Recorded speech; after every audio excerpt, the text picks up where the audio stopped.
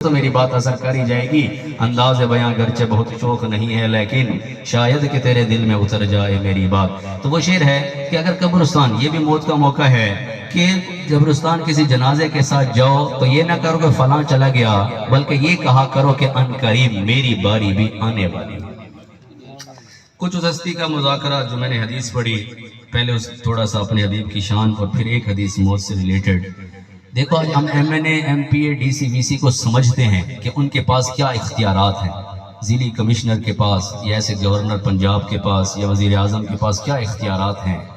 ہم نے اپنے پیارے حبیب کے اختیارات اور ان کے کمالات کا اتنا مذاکرہ نہیں کیا کہ ہمیں واقعی میں ان کے کمالات کا اندازہ ہو اور میں اور آپ واقعی میں ان کے احکامات پہ عمل کرنے والے بن جائیں۔ تھوڑی سی تمہید اور پھر اس کے بعد حدیث۔ کیسی پیاری ہستی کی حدیث میں بیان کرنے لگا ہوں۔ زمانے دے رنگ سارے تیری خاطر بنائے نے، اسمانہ دے چند تارے تیری خاطر سجائے نے، دکھا کے وضحا چہرہ ذرا دیدار دے اپنا، میں اقصا وچ نبی سارے تیری خاطر بلائے نے، تیری خاطر میں وچ قرآن قسماں وچائیاں نے، تے اے قرآن دے پارے تیری خاطر بنائے نے، میں تینوں انبیاء وچ بھیجے آہے سب تو آخر، مگر اے انبیاء سارے تیری خاطر بنائے نے، میرا محبوب تو ہے دنیا نو وکھانا سی، مقام لا مکان تک میں تیرے رتبے وداہے نے، لولا کلمہ خلقت الافلاق، مجھے کیا علم کیا تم ہو، خدا جانے کہ کیا تم ہو، بس اتنا جانتا ہوں محترم بعد از خدا تم ہو، کسی کی آرزو کچھ ہو، کسی کا مدعا کچھ ہو،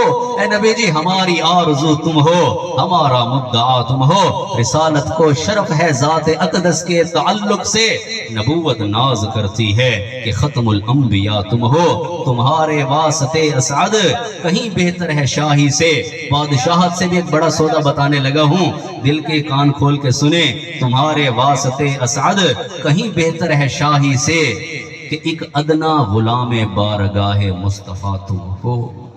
بارگاہ مصطفیٰ کی ادنا سی غلامی بھی بلال کو سیدنا بلال بنا دیتی ہے۔ ابھی عابد نے کل رات مجھے روزے کا دیدار کرایا تو مجھے سارا باب و سلام اور یہ سارا منظر پھر ویسے لگا جیسے میں وہاں پہ کھڑا ہوں، اور وہی منظر جیسے یہ آگے گلے میں تو اپنے خواجہ خان محمد صاحب کوئی اگر گلے میں ہوتے نا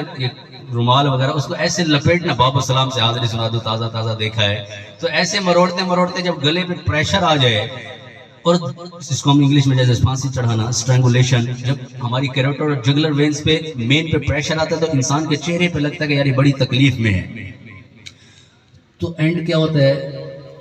کہ یعنی اگر وہ زیادہ دیر رہے تو بندہ ایکسپائر ہو جاتا ہے، یہ مڑکے کی ہڈی ٹوٹ جاوے یا ایسے سفوکیشن ہو جائے تو بندہ مر جاتا ہے، لیکن وہ ایسا منظر بناتے اس نعت کے ساتھ کہ لو مدینے کی تجلی سے لگائے ہوئے ہیں، دل کو ہم مطلع انوار بنائے ہوئے ہیں، کشتیاں اپنی کناروں سے لگائے ہوئے ہیں، کیا وہ ڈوبے جو محمد کے تیر آئے ہوئے ہیں، ایک جھلک آج دکھا اے گنبد خضرا کے مکیں، کچھ بھی ہیں دور سے دیدار کو آئے ہوئے ہیں، شرم اسیاں سے گرچہ سامنے جایا نہیں جاتا، یہ بھی کیا کم ہے تیرے شہر میں آئے ہوئے ہیں۔ تو ایسے مروڑتے مروڑتے جب یہ منظر بنتا کہ جیسے کوئی بھاگا ہوا قیدی تھا آج دوبارہ پکڑا گیا، سینٹرل جیل سے مفرور ہوا قیدی جب پکڑا جاتا ہے اور پھر D S P S H O کے سامنے اور ضلعی کمشنر کے سامنے کسی افیسر کے سامنے کھڑا کیا جائے تو سزا کے خوف سے کیسے ڈر رہا ہوتا ہے۔ تو خواجہ خان محمد صاحب ایسا منظر بنانے کی کوشش کرتے کہ جیسے بھاگے ہوئے تھے، وہ تو ویسے اتنا قریب تھا لیکن پھر بھی کیونکہ جو جتنا اللہ کو اور اللہ کے حبیب کو پہچانتا چلا جاتا ہے